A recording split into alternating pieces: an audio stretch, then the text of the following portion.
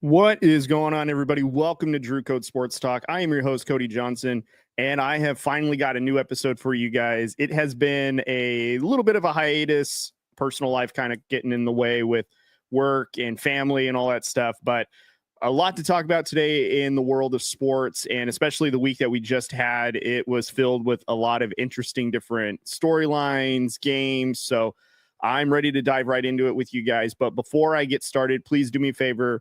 As you're watching this right now on YouTube, pause the show and just go ahead and hit that subscribe button, turn on post notifications so you get notified whenever we drop new videos. And then also go check us out on our social media. So go to Instagram, go to TikTok, go to Facebook, Threads, Blue Sky, X, wherever you like to be on social media. We are probably on there. So just search Drew Code Sports Talk. So that way you can follow us and carry on with the conversation that we continue here on the show on those other channels as well. And also, too, a good 5-star rating if you're listening to us on the audio side would be phenomenal. But again, you guys, like I said, I got a jam-packed episode for you guys. No Drew this week, of course. I think everyone is pretty much up to speed with the fact that, he's going to school full-time now. I think he just wrapped up his coaching season, but he's got a lot of stuff going on right now.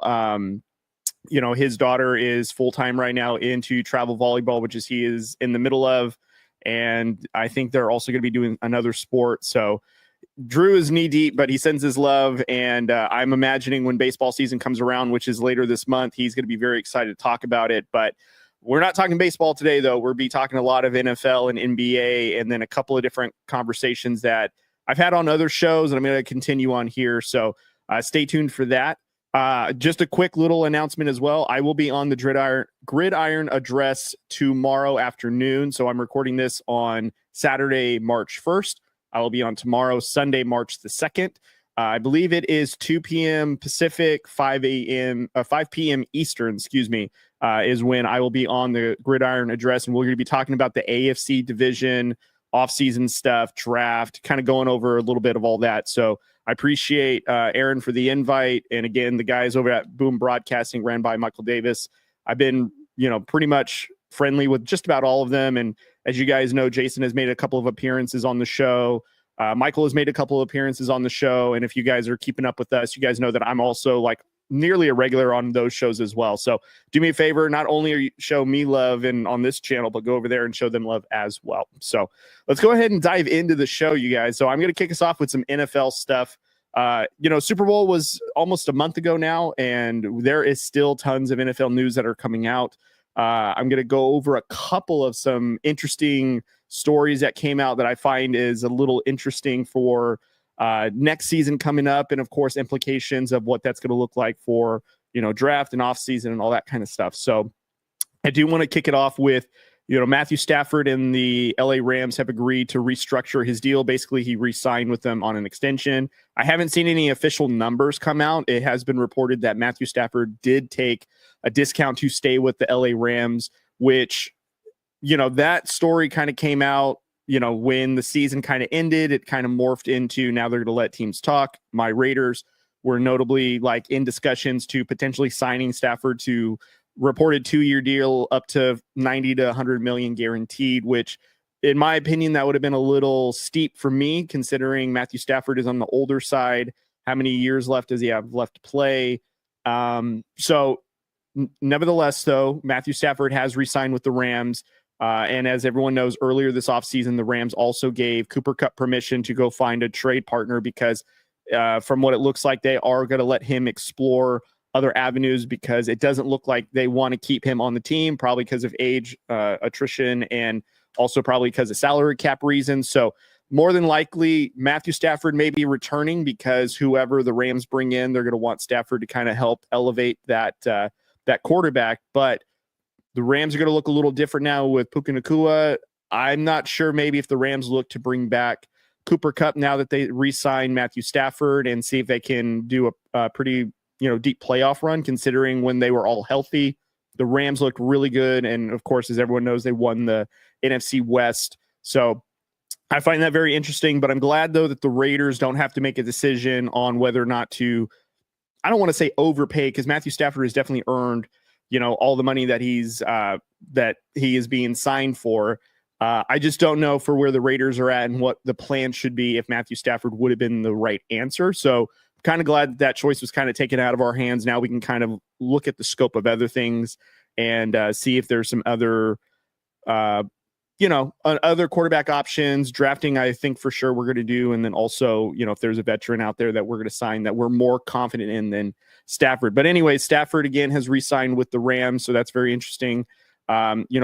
As what I'd mentioned last season, their defense is extremely young and they were getting after it, almost beat at the time, the NFC,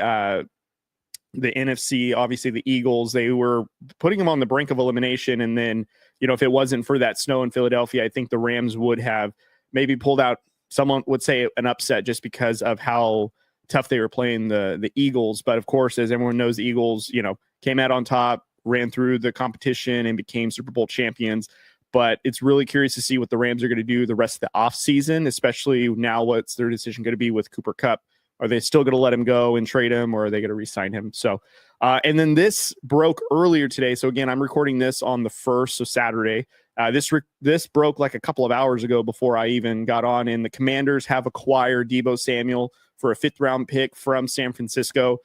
This is, I think, pretty big news in my opinion, because the Commanders now get, like, not only do they have Terry McLaurin and, obviously they had Zach Ertz as their tight end, who was a security blanket for Jaden Daniels, but now that they add a player who's as versatile as Deebo Samuel to that offense with Cliff Kingsbury, who's calling plays and coming up with some creativity stuff, I think this is pretty big for the Commanders, and I'm very curious to see how they incorporate Deebo Samuel. I believe he's at the age of 29, so he's a little on the older side, of course, in relative to being a receiver. But I feel like with what the Commanders are doing, and they still have some really young pieces, that Deebo Samuel doesn't have to be the number one guy. He will probably just be within, probably the number 2. He'll probably be in the slot. It's still, in my opinion, I still believe that Terry McLaurin, this is his receiver room. And I think you just bring in someone like Samuel, who is ready to win now, who's ultra competitive. And let's see what this extra weapon with Jaden Daniel is. And to be truthful, this is probably the best quarterback that Deebo Samuel will have ever had in his professional career, because prior it was Jimmy Garoppolo, Brock Purdy, for a hot minute it was Trey Lance. So very curious to see how this plays out, and begs the question, are the Commanders itching a little bit closer to where they are also now going to continue their hot run from this past season? Are they going to continue that into the new season and still be extremely competitive and relative in the NFC? Because they met up with the Eagles in the NFC Championship game, and it was, I wouldn't say it was obviously a huge blowout, but Jaden Daniels, he came to play, and the Eagles just put it on them. And now we'll see if the Commanders can retool, which is what they're doing, and see if they can be even more competitive. So, and then continuing on, if you're a 49ers fan and you're listening, my apologies, I suppose, because not only today did Deebo Samuel get traded, but now it's been rumored and reported that the Niners are looking to also trade away Brandon Aiyuk. So that's very interesting, because last season he held out, as everyone knows, for a considerable amount of time for a contract. And then it was reported, and I think it was confirmed, that the Niners had somewhat of a trade in place to send Brandon Aiyuk over to the Pittsburgh Steelers. At the 11th hour, Brandon Aiyuk decided that he did want to sign his extension with the 49ers, which he did do. And I think he got, I can't remember, like $15 million per year or some number. Anyways, he got paid. And then obviously, because of all the time that he missed in camp and preseason games, and it was just off to an extremely slow start for Brandon Aiyuk. I can't think of any memorable game that Brandon Aiyuk really played that really prove that he had earned his contract, considering that for the entirety of the 49ers season, it was not great. Obviously, injuries with Christian McCaffrey, The defense blowing late leads to, their divisional rivals, and, clearly just a very poor showing of the season. Call it maybe a Super Bowl hangover for when they lost to Kansas City, not this past season, but the season prior. And then again, they go over a ton of injuries. They don't have Trent Williams because of, I believe it was personal reasons. Unfortunately, their defense suffered a ton of injuries. As I mentioned, I just said Christian McCaffrey, he was out with his calf and Achilles injury for a long time and came back for a short spurt, and they shelved him again because of, again, injuries. So this is not great for the Niners. This is a player who, again, held out. Niners paid him. He didn't turn out well, and now the Niners are going to look to flip him. I don't know what his value is. Is he going to be worthy of a 5th round pick? He might be worthy of a 4th and a 5th just because of the contract that he yields. But this is kind of disappointing and I'm not a Niners fan, but if I were a Niners fan, this would be disappointing. This is going to set the team back considerably, considering they were in the Super Bowl 2 seasons ago, Super Bowl favorites coming into this preseason of the season that just ended. And now, they finished nearly dead last in their division at the end of the season. They're losing key players. Now you got to wonder what's going to happen with Christian McCaffrey. How valuable is he going to be? Are you going to resign Brock Purdy to a pretty long quarterback extension? Is he worthy of that? Do you think that he can elevate the team enough to play well?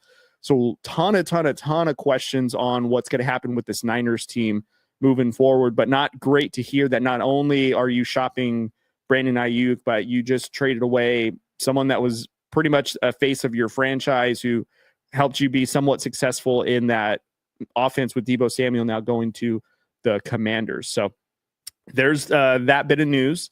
And then, of course, because Matthew Stafford, again, as I said at the top of the show, had re-signed with the LA Rams, quarterback needy teams such as the Raiders, we'll throw the Browns in there, and of course the New York Giants. Shout out to Jason because he's a New York Giants fan. I'm sure he's loving this. Obviously those quarterback needy teams were really tied to Matthew Stafford because they're probably the team that would most love to have a veteran quarterback who's proven, who would they would pay a draft pick for to make their team kind of elevated and more competitive. Well, Stafford's now off the table, so now who's the only other veteran quarterback that might be able to elevate your team? And that's Aaron Rodgers, who, as we talked about earlier, this start of the offseason was told by the New York Jets he was not going to be back. The new management, new coaching said to Aaron Rodgers, we're not going to renew you. We're going to cut you as soon as the new season starts. I believe it's the same situation for Devontae Adams. So the New York Jets last season, who went all in, are going to be completely cleaning house, and they're going to start with Aaron Rodgers. So that means now that the Jets are probably now extremely quarterback hungry because, what are their chances of getting a player like Sam Darnold? Who knows? Do they go after a player like Justin Fields? I think these are tough questions because you got Brian Daboll and the GM of the Giants probably on their last sort of leg of whether or not this is going to continue, because I can't imagine that you are an organization that lets Saquon Barkley walk to a divisional rival who also won the Super Bowl with Saquon Barkley pretty much leading the way majority of the season. And then, of course, you have your other divisional opponent, the Commanders, that basically met the Eagles, your other divisional foe, in the NFC Championship game. And not only that, but the player that you chose over Saquon Barkley in Daniel Jones, you sign him to a $40 million plus contract, and you cut him and get him off the team before the season was even over. He hadn't even finished a full season of his new contract before you cut him. And so, the Giants, I don't know how much ownership is going to be able to allow that to happen. So Brian Daboll, and I can't even remember who the GM's name is for the New York Giants, so forgive me, is going to have to do what they can to make a big splashy free agency signing and possibly have a player that can come in and change the culture, bring winning attitude back to the team. Aaron Rodgers may fit that bill.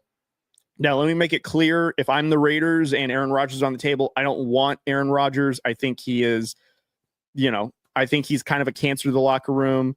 even when he was in Green Bay, there was lots of reports about, his leadership called into question. He helped him and Mike McCarthy helped lead the Packers to the Super Bowl back in 2009. And then even when McCarthy was there, it was not a great relationship. McCarthy leaves, and then you have Matt LaFleur, who, again, bumped heads with Aaron Rodgers. And as soon as Aaron Rodgers is out the building, Matt LaFleur takes the Green Bay Packers to the postseason 2 seasons in a row. Of course, that was led behind Jordan Love, who sat behind Aaron Rodgers for 4 seasons. And then Aaron Rodgers goes over to the New York Jets, tears his Achilles off the 4th play of last season. And then the season we just ended, he had a pretty poor showing. Maybe the final 6 games he played well enough to where it doesn't look like it was that bad. But, if you watched the entirety of the 18-week season that the Jets had, Aaron Rodgers was a shell of himself. He threw costly interceptions. He was always throwing other people under the bus, just doesn't take accountability, doesn't assume a leadership role that elevates anybody. So if I'm the Raiders, I don't want any part of that. But the New York Giants, though, and again, Aaron Rodgers is going to stay in New York. He's going to literally play in the same stadium, so he's not really changing anything. If you're the Giants, you bring in Aaron Rodgers, who might be able to help elevate the team to where maybe they can be competitive in the NFC East, maybe in the NFC conference in general. And then maybe you get to convince Devontae Adams to come over. So now you got Devontae Adams, Aaron Rodgers. On the opposite side, you have Malik Neighbors, who was a phenomenal wide receiver for the team, regardless of who was throwing the football. He was solid most of the season. So then I think that kind of brings a little bit of energy to the New York Giants. But then, again, it's Aaron Rodgers, and nothing Aaron Rodgers loves to talk about more than himself and trying to act like he's trying to push attention away, but then still steals the attention and then acts like it's the media's fault, even though it's Aaron Rodgers bringing it on himself. So I know that Jason's not a fan of that, but if I'm being honest, it looks like that's the path that's going to happen. It's the most likely scenario because I don't know of any other team that Aaron Rodgers would want to go to. Pittsburgh, maybe, but I don't know if Mike Tomlin and Aaron Rodgers are going to really get along. Maybe the 49ers go out on a limb and send a pick over to the New York Jets to see if they steal Aaron Rodgers and have him for 1 season if they feel like they're competitive enough. And then Aaron Rodgers gets to play in California, which is what he always wanted to do. I don't know, but I think a scenario would be Aaron Rodgers were to stay in New York and he would just play for the Giants.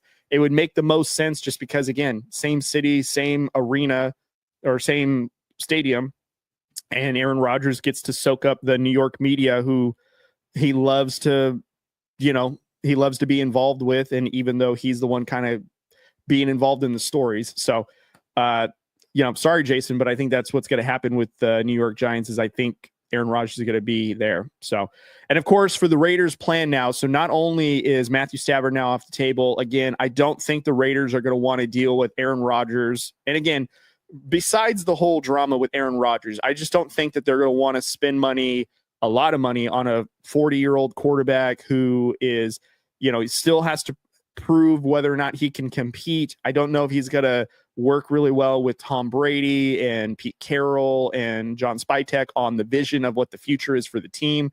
I don't think that that's going to be a perfect match. And so I would just say the Raiders have better options without Aaron Rodgers. And to be truthful, if we did get Aaron Rodgers, then I would like to see this roster be closer to a playoff contender, a Super Bowl contender, if we then think that Aaron Rodgers' passing ability is going to elevate us. I don't think that's the case. I think the Raiders probably need just a quarterback that could run the offense and, again, not turn the ball over, be, challenging on the for the defense that is, doing the pass protection. And then you look over to see, on the defensive side, can we keep leads and hold steady? And what can Pete Carroll do to galvanize the team, I think is kind of the way to do it. I don't think getting a quarterback that we need to play Superman is the right move. And I think that's what Aaron Rodgers is looking to do, which is why I can see the New York Giants, again, going after that. But for the Raiders, though, obviously Adam Scheffler has put out some reporting of what the Raiders are targeting. And here's a couple of names of quarterbacks that the Raiders are considering. One, of course, is Sam Darnold. Justin Fields is another one.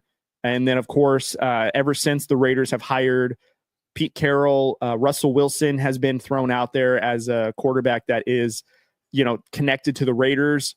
If I'm being honest, like, here is my vision for the Raiders. Okay. I want to see like what we're going to do for receiver. Cause right now we only have Jacoby Meyer. And then of course we have Brock Bauer, who is going to be an all world tight end and showed that even in his rookie season.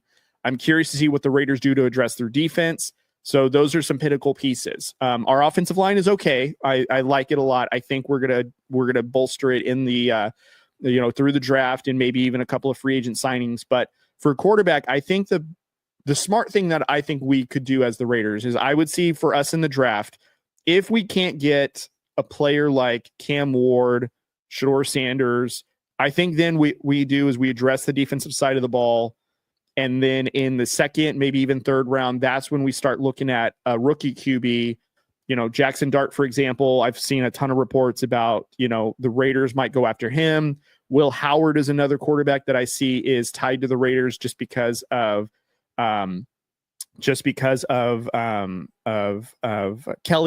Chip Kelly, excuse me. Sorry, I was blanking on his name there. Will Howard is connected to Chip Kelly because of their time with Ohio State and how Chip Kelly led with Will Howard to get Ohio State a national championship. So I can see that happening maybe in later rounds.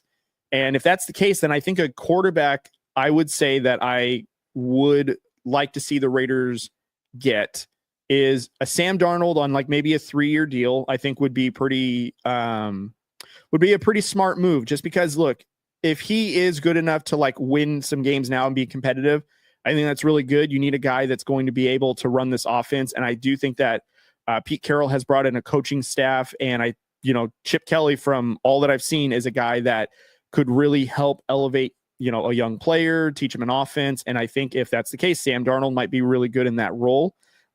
Justin Fields, I think I wouldn't be too upset about that. I think the only thing I get weary about with Justin Fields being so young is I don't want the idea of having to sign him to a long-term deal, and the Raiders are now tied to him. And, that I don't know how I feel about that, but I think Justin Fields, like, being on the team could be good just because of how his mobility is and maybe how Chip Kelly likes to run his offense. And Pete Carroll has been known to go after kind of an undersized mobile quarterback, and Justin Fields, who was just with Russell Wilson on the Steelers. Maybe the Raiders go for that just because Justin Fields is a bit younger and maybe has a little bit more to prove, and maybe that's the route they go. I don't think the Raiders are going after Russell Wilson at all. I think that's completely off the table. If I had to guess, there was another quarterback that we might acquire or bring in that would be a bridge quarterback to help like teach the rookie quarterback the ways of the game, to elevate them, to get them ready to play. I think Geno Smith would make more sense that for Pete Carroll to acquire, just because Geno Smith was obviously brought on from when he didn't have a great season with the Jets, with the Giants. I think he was even on the Chargers for a hot minute, if I'm not mistaken. I could be completely wrong about the Chargers one, but I know for sure the Giants and the Jets. And anyways, when he went on to Seattle, sat behind Russell Wilson for a number of years in Pete Carroll's offensive system or on the team, and obviously they created a bond. Geno Smith then becomes a starting quarterback once Wilson was traded, and Geno Smith has looked like a much better quarterback since then. And yes, Pete Carroll probably did not want to leave the Seattle Seahawks a season ago when they hired Mike McDonald. But I think there is a connection that Geno Smith might be a reality to be acquired by the Raiders, maybe on draft night, maybe during free agency, because I don't know if Seattle is also going to want to keep an older quarterback in Geno Smith. I have a feeling that Geno Smith is probably going to be a player that could be dealt maybe draft night, maybe as the new season rolls, new NFL season turns on. I can see Geno Smith getting turned over and traded over to the Raiders.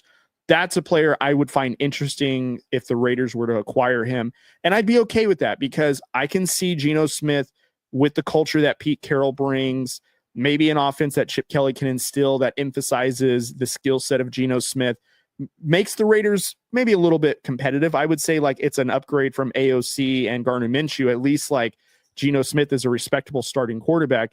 And then let's see what we do in the draft in terms of like who it is. Is it Will Howard? Are we going to really be aggressive and go after Shedeur Sanders or Cam Ward, or are we going to get a player like Jackson Dart to fall to us? Like, who knows? There's a ton of scenarios quarterback wise, but I think like with the players that are being rumored, Sam Darnold, sure, that'd be a lovely idea. He had a phenomenal season with the Vikings, but that could be a product of the system that he was in with Kevin O'Connell.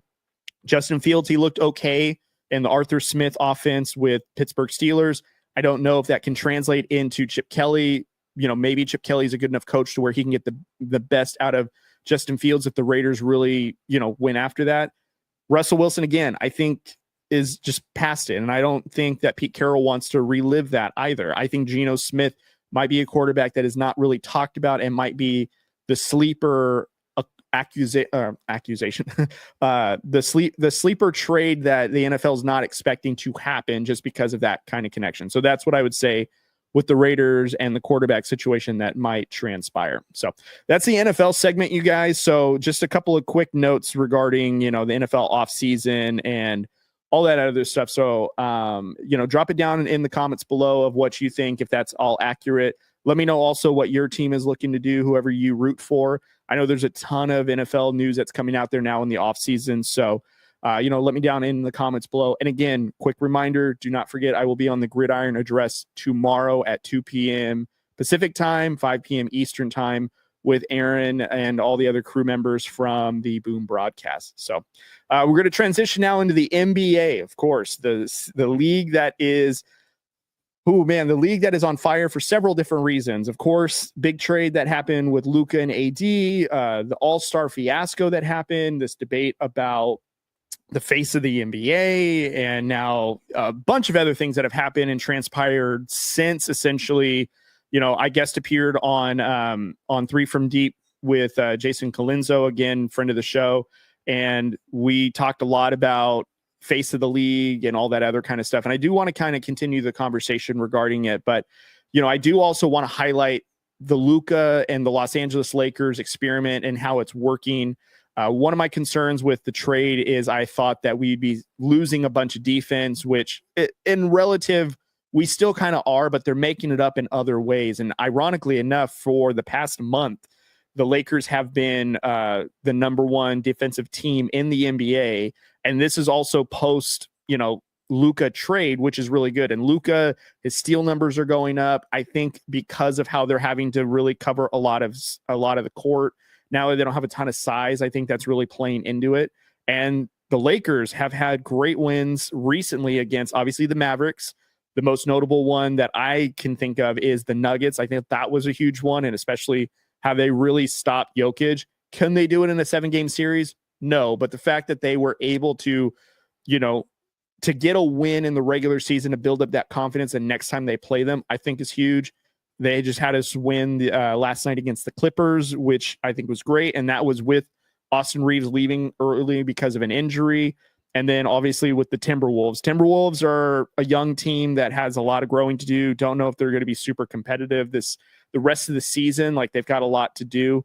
But the Lakers were able to outlast them. And the Lakers are just a team that is finding a way to play team defense, playing really hard. This offense is clicking. Their shooting is coming along, and it helps because you got LeBron James and Luka who are able to space extremely high NBA IQ, and they're able to just be able to play really good team basketball in general. And it's a huge credit to JJ Redick. And even earlier this season, when I brought up, this is, I think, when the Lakers started 4-0 and AD was like, at the time when Anthony Davis was on the Lakers, and he was averaging like 37 and 17 or some crazy stat line that was happening, and the Lakers were winning really, really well. What I was seeing was JJ Redick is elevating the role players. Like Austin Reeves is playing super well. Rui Hachimura is playing really well. Throughout the season, Dalton Connect has had really good, bright, shining spotlights. And some of the things I've been loving that I've seen from JJ Redick is when they are going into like team huddles or post game, and they're showing like behind the scenes, like, speeches that JJ Redick is giving. He is being completely honest and forthcoming to how his expectations are for the team, what their game plan was going to be, and praising them for all the right things and getting on them when they need to be, which is something that LeBron James himself has said that he wants a coach that holds not only the team accountable, but him accountable. And so, not only kudos to the Lakers, but kudos to the head coach, JJ Redick, who has really done a great job turning this team around with almost little to no like NBA coaching experience, and doing much better than what Darvin Ham did, doing much better than what Frank Vogel did. Like, this team just seems to be different than what it was. And in my opinion, like, the Lakers could be that like sleeper team that's like a contender. Now, I did say not only on this show, but on Three from Deep, that I think that the Lakers are a playoff team. I think the defense thing will kind of come and bite them in the rear. And I think eventually some teams will kind of neutralize the Lakers, or the Lakers will have, off nights. Of course, it's going to happen. And there might be a little sputter that happens before we get into the playoffs. But I think what's great is in the playoffs, LeBron and Luka's play elevates.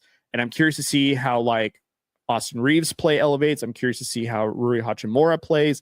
I'm curious to see how the whole team just elevates themselves, because this unit collectively, ironically enough, has been together for about 2 to 3 seasons now, has had a lot of playoff experience together as a team. And I'm curious to see, like, when they get into the playoffs and they have a certain matchup, maybe against the Rockets, maybe against the Warriors, maybe they fall to the 5 spot or the 6 spot, and maybe they find themselves playing the Nuggets or something like that in the West. How competitive can they be, and can they steal a couple of playoff series? And I think they could. And if they continue to play this way, even through a couple of slumps here and there, like, they could be a very formidable team to steal not only games and series, but really shock some people and maybe find a way to get into the NBA Finals. And again, there's a lot that has to go the Lakers' way. What's still interesting is, like, we're still kind of rotating with the big man with Alex Lynn and Jackson Hayes, and that's really kind of it. We're pretty much really going into small ball, but it stretches out, and we've got really good shooters and scorers, so that really helps a lot. But the Lakers, I've been saying, like, I felt like they fell a little bit to maybe like a 6 or a 7 seed, maybe can steal a playoff series, and now it's kind of like how well they're playing and how together they are, and how JJ Redick has this team like really moving on all cylinders. Lakers look like they might be a team that could sneak their way back into either the Western Conference Finals or back into the NBA Finals. And I'm very curious. I mean, Luka has got, it feels like LeBron excited to play not only the rest of this season, but, imagine what the Lakers can do with an offseason around LeBron and Luka, how exciting that could be additionally. And, a lot of analysts are saying that Luka is going to extend LeBron's already lengthy career even more because of what he can do on the scoring side night in and night out. So I think that's super encouraging. And a couple of other NBA conversations here, or a couple of notes that I'll say, and then I've got a fun little segment that I'm going to do. Obviously, as it says in the episode card, it's 5 things the sports world or news did this past week. It's a little spoof on the whole reporting thing that came out about you got to say 5 things that you did from the past week to show your productivity. But I like to put a little spin on it for the sports side of it. But we're going to continue on some NBA conversation real quick. And I do want to report that Joel Embiid has been shut down by the 76ers for the remainder of the season because of his nagging knee injury. Kind of no surprise here. Honestly, I'm more shocked that it didn't happen sooner. The 76ers are nearly 20 games behind or under 500 with, I think they're 12th right now in their conference. There's no chance that the 76ers are going to come back. They may have some competitive nights, but, with Paul George being injured in and out of the lineup, also Joel Embiid, the same thing. But yeah, dude, I don't know why the 76ers didn't do this sooner. And honestly, it's probably one of the more disappointing seasons that the 76ers have ever had. There's now been reporting of questions of Joel Embiid if he's going to continue to play further because of these injuries. And who knows? Like, no one's going to know until Joel Embiid. Earlier this week I had, was it this week? I think I did an appearance. Yeah, it was earlier this week. I did an appearance on Out of Pocket, and we were talking about Paul George shutting down his podcast so that way he can focus on basketball, which didn't sound great because that means that like you weren't focused while you were having the podcast. Well, now why shutting it down? Because you guys are so far behind. You're not competitive. You're not going to get into the play-in. You're not going to get into the playoffs. Just keep doing your podcast. Like if you really were that serious, you would have put it on ice like before the All-Star break when maybe there was a chance, but there's no chance. So I wouldn't do it now. And then this is a little conversation that continued from my time when I was on 3 from Deep with Jason Colenso. You're talking about the face of the league, and the face of the league conversation really turned to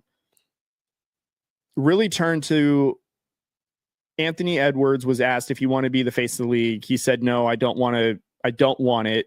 And kind of named off his reasons in a roundabout way. And Jason and I basically just had a conversation about why that's a problem. And, we talked about players like Magic and Bird, MJ, Charles Barkley, Shaquille O'Neal, Kobe Bryant, name the player that was during the age of like the 80s, the 90s, and the early 2000s before LeBron got there, where they were represented as the face of the league. And now it just seems like this generation of younger athletes just don't want any part of the nomer of being the face of the league. There's something about it. And I brought up to Jason, I think what it is, it's the age of social media. Like during the prime of careers of like Kobe, MJ, Shaq, name the other players. Yeah, sure. There's news outlets and articles, websites, but there wasn't as much social media where now you have people like me who have a microphone that are giving their opinion more or less about the state of certain situations with, the NBA, the NFL, whatever the league or sport or player is. And also on social media, like on X or Threads or Instagram, like in the comment sections, like depending on what's put out there, there's a lot of visceral stuff that gets out there that is not only uplifting, but it brings a ton down. And a lot of these NBA players and superstars, and I don't think this is like something that they are still trying to navigate to. And what we don't know yet is like who's going to emerge as the face of the league. If it's not Anthony Edwards, no one wants Jason Tatum to be the face of the league, which is kind of unfortunate because he hasn't really done anything wrong. It's still it's still LeBron, Steph Curry, KD. It's still like they're the main faces of the league, but there's no one else that looks like that's going to transcend into there. Anthony Edwards doesn't want it. And right now the NBA is more looking like just fully international players that are taking over with SGA, Jokic, Giannis, Victor Wembanyama. So you got all these other international players, no like American NBA player that is stepping up to take the mantle. And then you have LeBron earlier this week that basically said that he didn't choose to be the face of the NBA either. That's a little truthful, but also like kind of withholding some facts about like him being on magazines and tattooing Chosen One. And, sure, like he didn't ask for it, but he also didn't run away from it and embraced it. And even talked about when he said he didn't want it, that he knew it was a big responsibility. And that's why he felt like he took it on. So, the great thing about LeBron, and I'll give him a ton of credit for this, is he's got no off the court issues. He's a model citizen, this, that, and the other. He's a great business person, great dad, all the other stuff. No one's criticizing that. But I think what's happening is this NBA generation is kind of becoming entitled in the sense of like, okay, we will do what we want to do, and NBA basketball is no longer the number one thing that we make our monies on now. They have sponsorships and brand deals and all that other stuff that kind of supplement their income. And NBA now is no longer like the main earning. Like that's how they got their companies essentially, like their brands started was through NBA. But now because of the NBA, it's now just a step for them to continue on to whatever business that they want to do. And what makes that difficult is now there's no incentive, there's no drive, there's no hunger for these NBA players to not only get better, but to be competitive and to forward the game. Because now the argument could be made is because of all this conversation, the fact that we're questioning the competitiveness of the All-Star game, we're questioning whether or not any player is willing to be the face and a role model. Like that's very difficult because like the NBA has always had a star or multiple stars within its generation to kind of continue to push the envelope, continue to push the league. And now it seems to be like the players that have been doing that for probably longer than they should, and they're on their way out. There is nothing that is coming that is going to take that over. And I think that's the tough part, is because the NBA needs to kind of find a way to model like the NFL, which is the NFL, the shield is the property, and the players, like, they're fun to know, but they're not like what hangs the league up. It's, it's a bunch of other things. And I think the NBA, they are so like needing a face to represent the brand, where no one wants to do that. And I think what makes it difficult is it's a bunch of different factors. From what I see, it's just no one is willing to make that sacrifice, because no one has the drive like Kobe did. No one has the drive like MJ does. Everyone is kind of going towards the whole, like, I have a competitiveness and a standard for myself, and I don't want to be held to anybody else's expectations.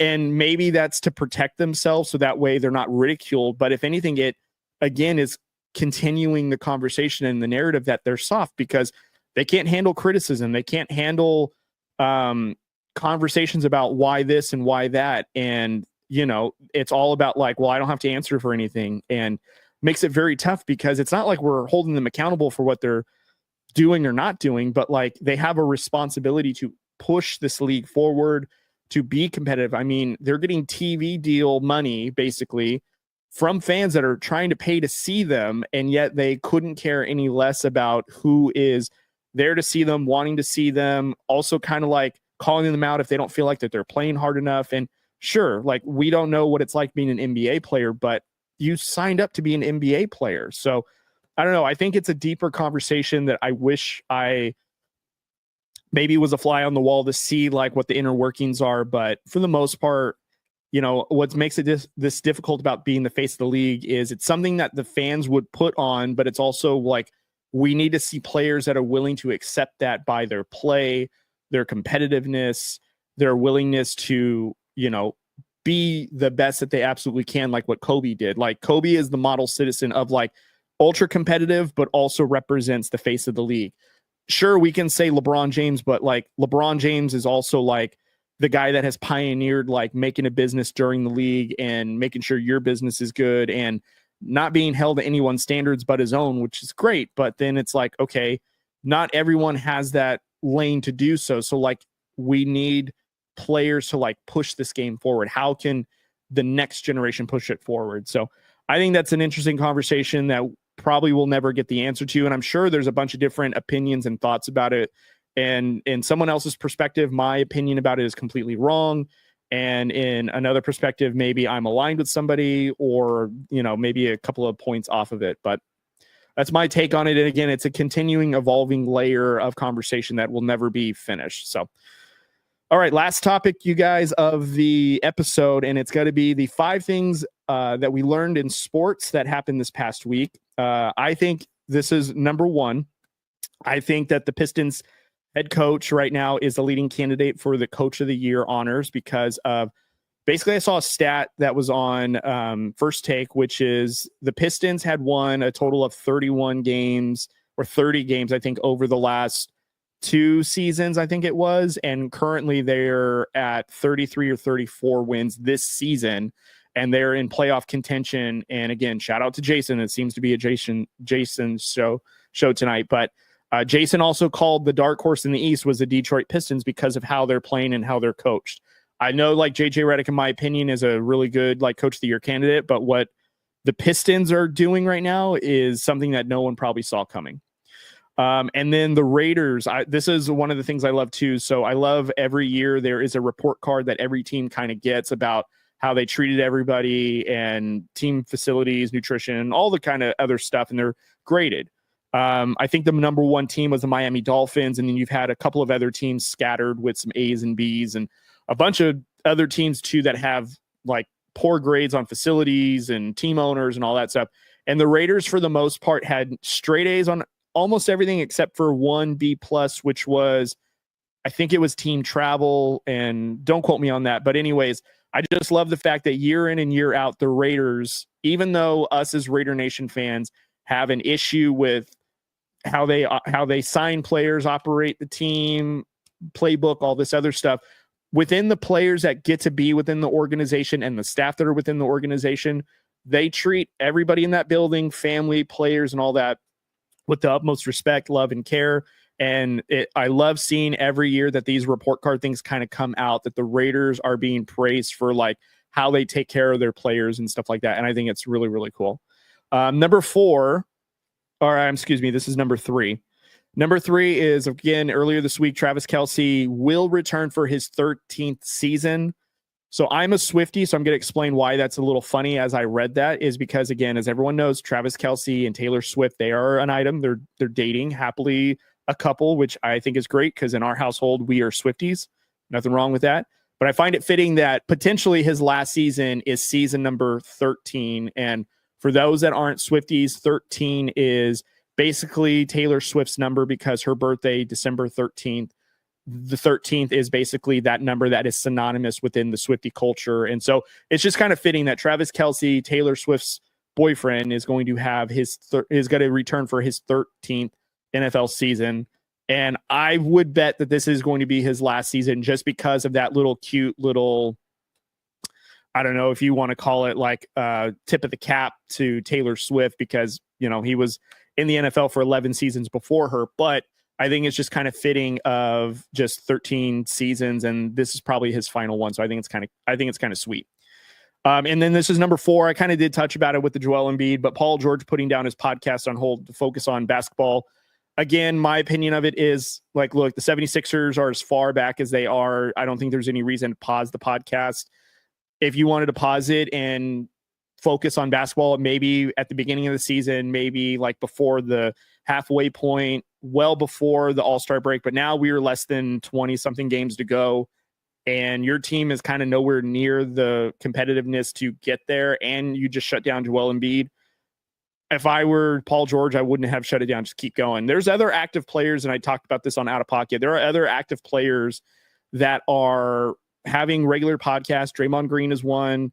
I think he's the only NBA one that I can think of off the top of my head. I know that there's several other notable sports superstars that have podcasts that have them during their season and the off season, all that stuff. And they seem to balance it just fine. I don't know if Paul George is trying to do it for himself, maybe, but you know, it just kind of seems funny because Stephen A brought this up on First Take. Like, is it now that you're going to try? It wasn't while you had the podcast, but you're going to shut down the podcast. So now you can try. And it was kind of like a funny thing when he brought that up, because it does kind of highlight like, oh, okay, that wasn't really the greatest way to show that, kind of really put a emphasis on that. And maybe that's a marketing thing from Paul George, but it also seemed kind of interesting. But, and then number 5, this was kind of interesting because I found this story a little bit funny, but it was reported that there was a heated conversation and a confrontation between Jordan Schultz, who is an independent NFL or sports reporter, and Ian Rappaport of the NFL.com site, or the NFL, league. And essentially what happened was they were both reporting on the Matthew Stafford story, where it was reported from Jordan Schultz that Tom Brady and Matthew Stafford met up, and they were talking about, Matthew Stafford joining the Raiders, and Ian Rappaport came to say, actually, it wasn't even anything close. They just so happened to run into each other, and Montana, I think is what it was, where they both have properties, and it was just a casual, hey, how's it going? Super coincidental, and that was it. And Jordan Schultz, reporting, according to the reports, confronted Ian Rappaport in a Starbucks in Indianapolis. Again, they're both over there for the NFL Combine, which is happening this week, where Jordan Schultz and Ian Rappaport got into a verbal altercation where Jordan Schultz basically said, a bunch of explicits and all the other stuff, which I find very, very funny, because never would have thought sports reporters would have gotten this hot and bothered. And I know I've heard like stories and rumors about sports reporters like not liking Adam Schefter or Adrian Wojnarowski or all the other ones. So it's kind of interesting that like this little network of sports reporters that you would assume like has actually like a pretty good relationship with one another for obvious reasons. Actually, some of them don't like one another and have straight up issues. And I just find it funny when it kind of plays out in real time. So I thought that was an interesting thing that we learned as what the sports world gave us this past week. So anyways, you guys, that's it for this episode. I really appreciate you guys for tuning in. Again, please go and subscribe to the YouTube channel. Go follow us on social media. Again, TikTok, Instagram, Facebook, Threads, Blue Sky, X. Again, we're on almost all of them. So please go and just search Drew Code Sports Talk and you will find us on there. We really appreciate you guys for tuning in. Please let me know down below what your thoughts are on any of the segments that I had brought up. I'd love to hear back from you guys and get a little bit of feedback on what's happening. And also too, again, not only could you watch us on YouTube, but you can listen to us on the audio side. We're available on Spotify, Apple Podcast, iHeartRadio, Google Cast. It's all available in the episode code in this episode, or if you go to our website, you can see it as well. Again, I will be on the Gridiron Address tomorrow from 2 p.m. It starts at 2 p.m. Pacific time, and it starts also 5 p.m. East Coast time. I will be on the Gridiron Address that is broadcasted on the Boom Broadcast Network here on YouTube. So catch me there, you guys, and I will see you guys on the next episode. Again, thank you for all the support. Really appreciate you guys for, continuing to communicate with us while we were on a little bit of a hiatus. I'm glad we're back and can't wait to keep talking sports with you guys. So we'll catch you guys later and hope you have a good one and be kind to one another. I'll see you.